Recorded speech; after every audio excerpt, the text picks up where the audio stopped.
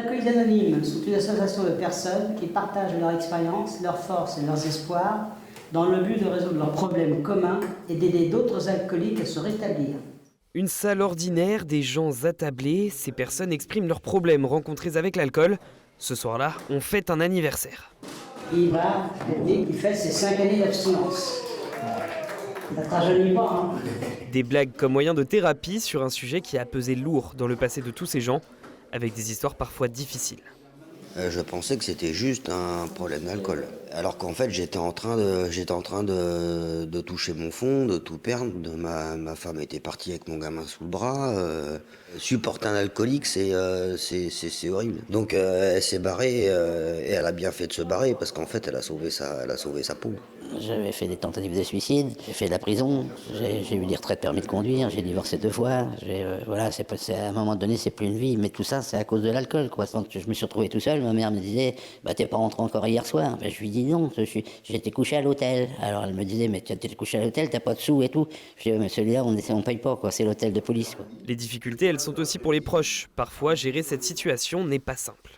Je crois que j'ai tout essayé en fait avant. Je me suis mise en colère, je l'ai engueulé, j'ai été gentille, j'ai essayé de le prendre par les sentiments, j'ai essayé de lui expliquer. Mais quand nous, en fait, on n'est pas alcoolique, en fait, l'autre qui est dedans, comme dans le produit, en fait, comme il dit, c'est que vous n'êtes pas crédible en fait. Il existe plusieurs leviers pour lutter contre ce fléau, parmi eux les alcooliques anonymes. Depuis 35 ans, en Sarthe, l'organisation propose un rendez-vous quotidien dans différents endroits. Les lundis, jeudis et vendredis soirs au Mans, les mercredis soirs à Sablé et le mardi en visio. Seule condition pour intégrer, avoir le désir d'arrêter de boire.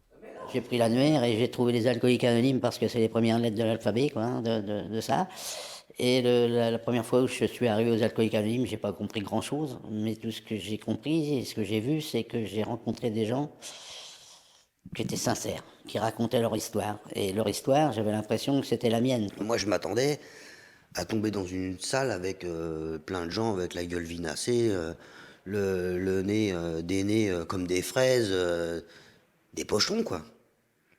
Ben non.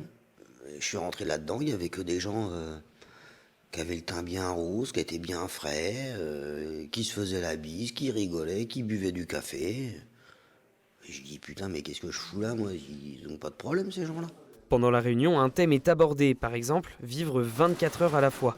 Chacun récupère la parole pour témoigner et exprimer son ressenti vis-à-vis du sujet, de l'alcool ou même de sa vie, en commençant par cette phrase.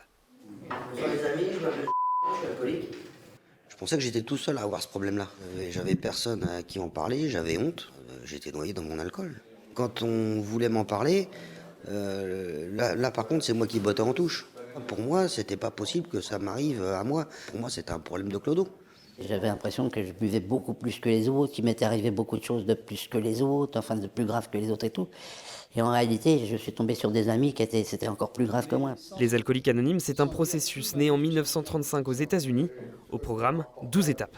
La première étape nous dit que nous avons perdu la maîtrise de notre vie et que nous sommes impuissants devant l'alcool. Et il m'a fallu quasiment 6 mois pour me rendre compte que j'étais impuissant devant l'alcool, et il m'a fallu quasiment 1 an pour me rendre compte que j'avais perdu la maîtrise de ma vie, quoi. Que c'était la bouteille qui commandait. De l'assimilation à l'acceptation jusqu'à la transmission.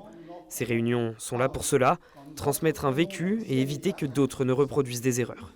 On s'occupe des uns des autres, on prend des nouvelles des uns des autres, on est inquiet quand on a un ami qu'on voit plus. Moi, je compare ça à ça. C'est un groupe de paroles, de pensées philosophiques, de pensées sur la vie, de partage, d'écoute. Et en fait, tout ça, il y a de la bienveillance. Et tous, ils le disent, ils vont bien.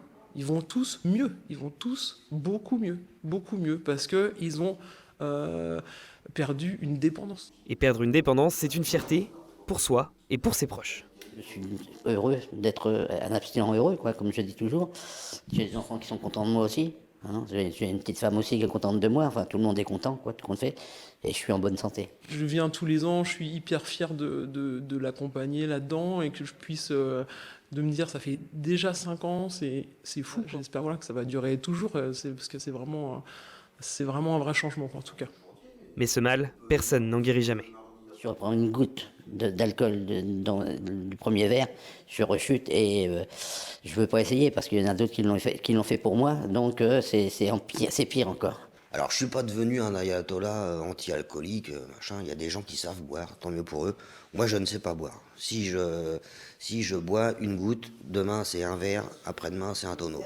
Toujours se méfier de la rechute. Le programme évoque très souvent une divinité, même si les alcooliques anonymes revendiquent n'être associés à aucune secte, confession religieuse, aucun organisme ou établissement. L'organisation s'autofinance pour la location des salles, les cafés, les caterings et ne reçoit pas de subventions. L'objectif est simple, s'aider les uns les autres à vaincre le fléau de l'alcool. Merci les amis.